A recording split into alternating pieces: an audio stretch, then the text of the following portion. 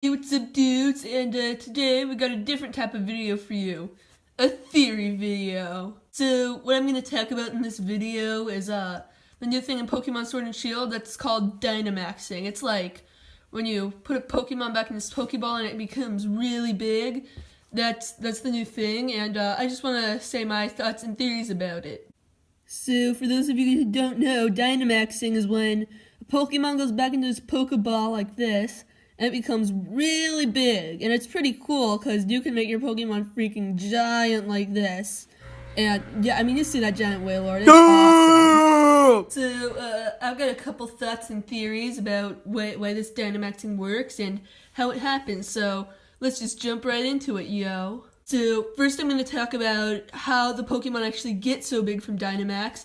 Then I'm going to talk about how the moves change. Then I'm going to talk about Gigantamax, which is another new feature in Sword and Shield. Gigantamaxing is the same thing as Dynamaxing, except the Pokemon look different too. Like, see, this awesome looking Snorlax has an entire forest on its belly. I mean, that's pretty dope, right? Yeah, first I'm going to talk about how Dynamaxing works. This is why I think Dynamaxing works. When you Dynamax, you go into this giant Pokeball that I like to call Snorlax ball, because it's big like a Snorlax. So my theory about this ball is that the reason it gets bigger and bigger and bigger as the Pokemon's inside is that the Pokemon's actually getting fatter in the Pokeball. I think that the Pokeball stretches out because the Pokemon's getting so big inside, and it just can't contain it anymore, and has to shoot out the giant Pokemon. Now, you might be wondering, well, how does the Pokemon get so big?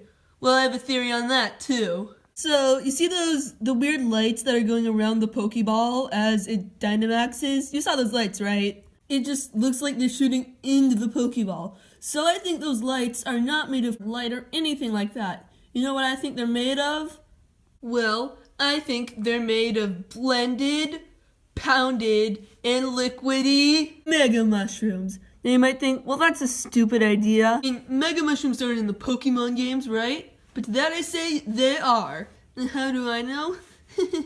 Well, let's just say, I've been Dynamaxed before. Just kidding, dudes. But I really think that they're the Mega Mushrooms blended into a liquid because, I mean, one, that's really cool. Two, both games are made by Nintendo, so it could be sort of a Mario-Pokemon crossover, yo.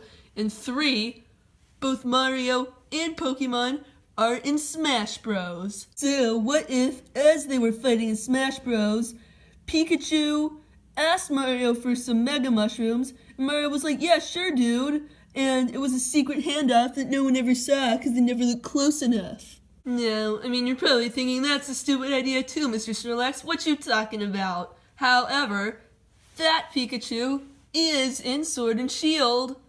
So, what if Pikachu stole more of the Mega Mushrooms than it needed? And that's why its Gigantamax form looks like this.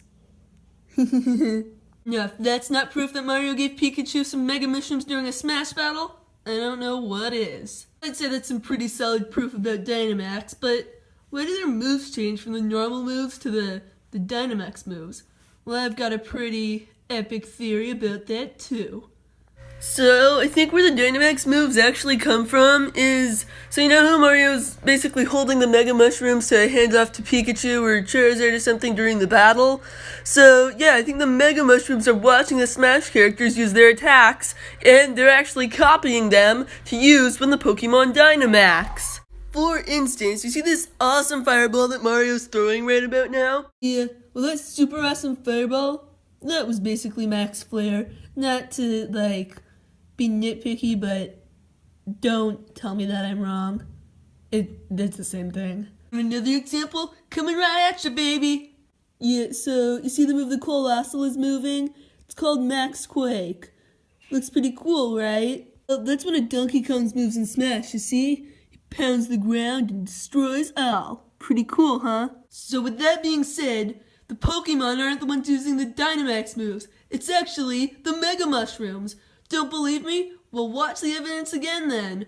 Okay, now for my Gigantamax theory, dudes. At first, I was thinking, Gigantamaxing is gonna be really hard to explain, dude. But then I realized it's actually pretty obvious what's happening. The only place you can actually get the Gigantamax forms is in the wild area when you find the little battles with them. And that is the only Snorlax you can get that can Gigantamax. No other. Not even when you find it in other places of the wild area. Just that one. So, my humble theory is that those are no Snorlaxes. If it's a Grimmsnarl, not really a Grimmsnarl. If it's a Pikachu, not really a Pikachu. If it's a Centiskorch, not really a Centiskorch. I believe those are actually all Dittos. And special Dittos, though. They drew pictures of Mega Evolutions for Snorlax and Centiskorch and Machamp and Grimmsnarl and all those guys as a kid. And they're transforming into their drawings. The only reason why they could have such crazy designs. I mean, come on, that Machamp looks nothing like a normal Machamp.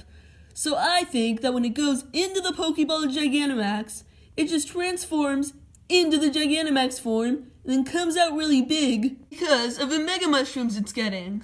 There you have it, my dudes. That's my theory on why Dynamax, Gigantamax, and the Dynamax moves all exist. If you think my theory is true, don't forget to leave a like, subscribe, and share the video with a friend, dudes. And if you ring that notification bell, you'll know when another theory video from me is gonna come out. Wouldn't want to miss my Mega Evolution theory.